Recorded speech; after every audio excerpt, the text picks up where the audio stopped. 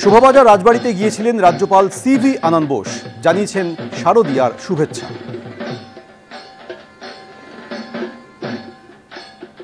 আপনাদের সবাইকে জানাই দুর্গাপূজার শুভেচ্ছা ও অভিনন্দন। আসুন মা দুর্গা চরণ তলে নিজেদের সমর্পণ করি। এই হল আপনার উপলব্ধির সময়, এই সেই মুহূর্ত মা দুর্গা শরণ বন্য হওয়া, দুষ্টে দমন ও শিষ্টে পালন, এই আদর্শে দীক্ষিত হবার। ওম শান্তাকারম ভুজগশয়নম পদ্মনাভম সুরেশম विश्वाधारं गगनसरसं मेघवर्णं शुभांगं लक्ष्मीकान्तं कमलनयनं योगिहृदयानिगम्यं वन्दे विष्णुं भवभयहरं सर्वलोकैकनाथं। ओम सर्वमंगलमांगल्ये शुभे सर्वार्थसाधिके शरण्ये त्र्यंबके गौरी नारायणी नमोस्तुते। ঘড়ির কাঁটা যত সন্ধ্যের দিকে এগোচ্ছে ততই মণ্ডপে মণ্ডপে ভিড় বাড়তে শুরু করেছে। একের পর এক পুজো মণ্ডপের ছবি আপনাদের সামনে পরপর রাখবো। অনসূয়া দাশগুপ্ত আমাদের প্রতিনিধি শোভাবাজার রাজবাড়ির ছবি তুলে ধরবেন। কৃষ্ণেন্দু অধিকারী সরাসরি টালা প্রত্যয় থেকে আমাদের সঙ্গে রয়েছেন। উজ্জ্বল মুখোপাধ্যায় শ্রীভূমি স্পোর্টিং এর ছবিটা তুলে ধরবেন। কিন্তু আমি শুরুতে এই কারণে অনসূয়ার কাছে যাব, তার কারণ শোভাবাজার রাজবাড়িতে কিছুক্ষণ আগেই রাজ্যপাল সিভি আনন্দ বোস তিনি পৌঁছেছেন। একবার দেখাও ছবিটা অনসূয়া। একেবারেই শুভ্রজিৎ, কলকাতার প্রাচীনতম দুর্গাপুজোগুলোর মধ্যে কিন্তু অন্যতম এই শোভাবাজার রাজবাড়ির দুর্গাপুজো। তুমি যেরকম বললে কিছুক্ষণ আগেই রাজ্যপাল সিভি আনন্দ বোস তিনি এসেছিলেন এবং অবশ্যই প্রত্যেককে শারদীয়ার শুভেচ্ছা জানালেন। আজ সপ্তমী এবং একেবারে রীতি মেনে আচার মেনে সকাল থেকেই চলছে শোভাবাজার রাজবাড়ির পুজো। সকালে নবপত্রিকা স্নান এবং তারপর এই শোভাবাজার রাজবাড়ির যে সমস্ত রীতি মেনে প্রত্যেক বছর পুজো হয় সেই পুজো আজও রয়েছে অক্ষত রীতিনীতির ধারায়, এবং যা ধর্মীয় নয় সমাজ এবং সংস্কৃতির প্রতিফলনও বটে। একেবারে দেবী মূর্তির বর্ণনায় যদি আসি তাহলে শোভাবাজার রাজবাড়িতে একেবারে দেবীর বোধন কিন্তু শুরু হয়ে যায় 15 দিন আগে, এবং তার সঙ্গে পুঁথিপাঠ, নানা আচার। আজ সপ্তমীর দিন সকালবেলা নবপত্রিকা স্নান, প্রাণ প্রতিষ্ঠা, পুষ্পাঞ্জলি, আরতি সবই হয়েছে একেবারে নিখুঁত নিয়মে।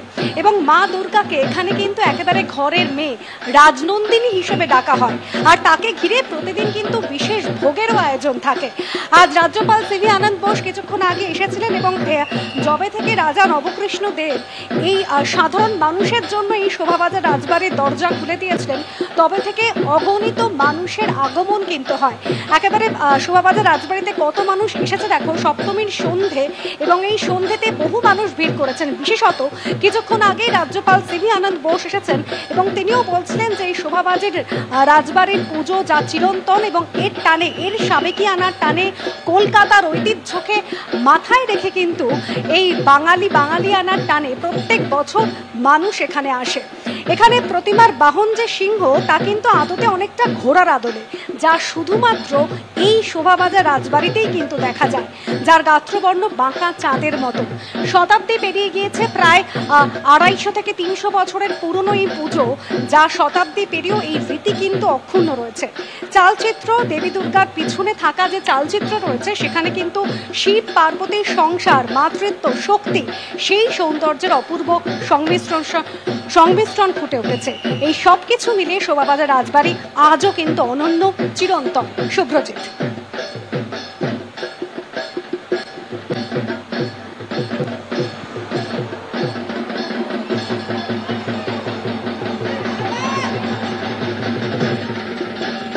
শোভাবাজার রাজবাড়ির ছবি আপনারা সরাসরি দেখছেন। অনসূয়া দাশগুপ্ত আমাদের প্রতিনিধি তুলে ধরছেন মাতৃ প্রতিমার ছবি এই মুহূর্তে সরাসরি শোভাবাজার রাজবাড়ি থেকে।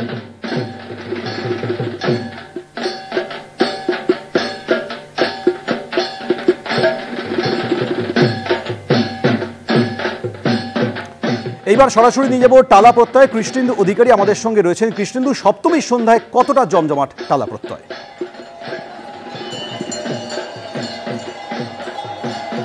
দেখো, টালা প্রত্যয় জমজমাট, কারণ আমি যেখানে আছি তার ডান দিকেই সেই ছবিটা প্রমাণ করে যে সাধারণ দর্শনার্থী তারা এই সপ্তমীর সন্ধেবেলা কিভাবে মণ্ডপে ভিড় করছেন। আসলে টালা প্রত্যয় এবার শতবর্ষে পা দিল, এবং শতবর্ষের এই পুজো মণ্ডপ এবার, এবং সেই পুজো মণ্ডপের সবচেয়ে বড় বৈশিষ্ট্য হচ্ছে তার ভাবনা আর অভিনবত্ব।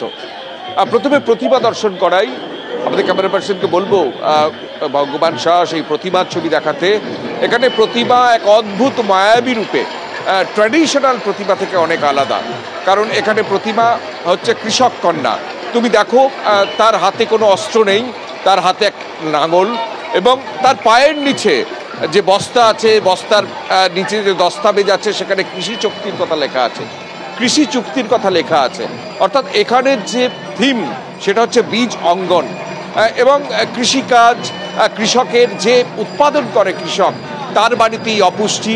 আমরা ছবি দেখতে পাচ্ছি এখানে, সেই দেওয়ালে দেওয়ালে সেই ছবিকে প্রতীকী রূপে এইভাবে সাজিয়ে রাখা হয়েছে।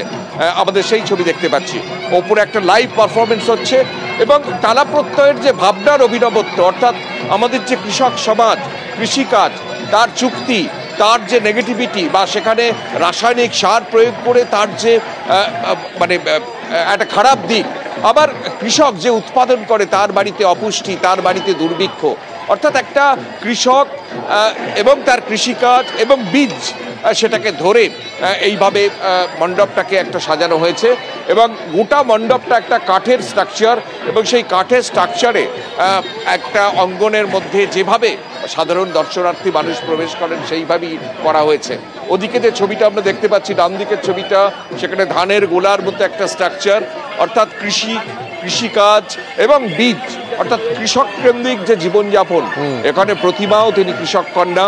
সব মিলিয়ে একটা অদ্ভুত আবহ তুলে ধরা হয়েছে শতবর্ষের এই টালা প্রত্যয়। একেবারে সেই আবহকে তুলে ধরা হয়েছে, যা দেখার জন্য এত মানুষের ভিড়। ঘড়ির কাঁটা সবে 5:35 পেরিয়েছে, তাতে এই পরিমাণে ভিড় বিভিন্ন পুজো মণ্ডপে একের পর এক দেখা যাচ্ছে। যেমন এইবারে আপনাদের সামনে রাখবো দমদম পার্ক ভারত চক্রের পুজো, যাদের এবারের থিমের নাম দেওয়া হয়েছে তন্মাত্র। এবছর রজত জয়ন্তী বর্ষ, সৃষ্টির আদি কথাই তুলে ধরা হয়েছে মণ্ডপ সজ্জায়। সর্বদা বিরাজমান, যা খালি চোখে দেখা যায় না, কেবলমাত্র গভীর অনুভূতির মাধ্যমে তার অস্তিত্ব উপলব্ধি করা যায়। শক্তিও যে ইন্দ্রিয় গ্রাহ্য হতে পারে, সেই ভাবনাকে ফুটিয়ে তুলেছেন শিল্পী সুশান্ত শিবানী পাল। এবিপি আনন্দর ইন্দ্রিয় চেতনায় সেরার শিরোপা জিতে নিয়েছে দমদম পার্ক ভারত চক্র। আমরা এই মুহূর্তে পৌঁছে গিয়েছি দমদম পার্ক ভারত চক্রে। তাদের 25তম বর্ষ, আর 25তম বর্ষে তাদের বিষয় ভাবনায় উঠে এসেছে এবার তন্মাত্র, দ্য অরা। শিল্পী সুশান্ত শিবানী পাল তিনি তার এই চিন্তা ভাবনায়, এই বিষয় ভাবনায় কিন্তু গোটা পূজা মণ্ডপটি সাজিয়ে তুলেছেন। যেখানে আমরা দেখতে পাচ্ছি যে কাইনেটিক এনার্জি বা হলোগ্রাম, সেটিকে ফুটিয়ে তোলা হয়েছে বিভিন্ন জায়গায়। এবং মূলত এই তন্মাত্র বা অরা, এটাকে বলা হয় সৃষ্টির যে আদি শক্তি, যেটাকে উপলব্ধি করা যায়, হয়তো চোখে দেখা যায় না, সেটাকেই কিন্তু ধরবার চেষ্টা করেছেন শিল্পী। আর সে কারণেই গোটা পূজা মণ্ডপে কিন্তু একটা আলো আধারী পরিবেশ, এবং সেখানে কিন্তু বিভিন্ন জায়গায় এই হলোগ্রাম তৈরির চেষ্টা করা হয়েছে। আমরা দেখতে পাচ্ছি যে এখানেও কিন্তু মাতৃ প্রতিমা যেটি রয়েছে, সেখানে কিন্তু একটা চারিদিক থেকে আলোর একটা রোশনাই রয়েছে, একটা আলো আধারী পরিবেশের মধ্যে মা শান্ত হয়ে বসে রয়েছে, যেন গোটা পৃথিবীর উপরে তিনি তার আশীর্বাদ বর্ষণ করছেন। আর এই ভাবনা চিন্তার জন্যই কিন্তু এবার দমদম পার্ক ভারত চক্র তারা পেয়ে যাচ্ছে এবিপি আনন্দ শারদানন্দ সম্মান। শক্তির আদি কথা সেটা জানবার আগ্রহ মানুষের মধ্যে থাকে, এবং সেটাই এবার পুজোর ভাবনায় ফুটে তুলেছেন শিল্পী। ক্যামেরায় দিব্যেন্দু সিনহার সঙ্গে অঙ্গীকার বিশ্বাস, এবিপি আনন্দ, দমদম। আর এবার আপনাদের সরাসরি নিয়ে যাব শ্রীভূমি স্পোর্টিং এ। মন্ত্রী সুজিত বসুর পুজো বলে যেটা পরিচিত, আমাদের প্রতিনিধি উজ্জ্বল মুখোপাধ্যায় সেখান থেকে রয়েছেন।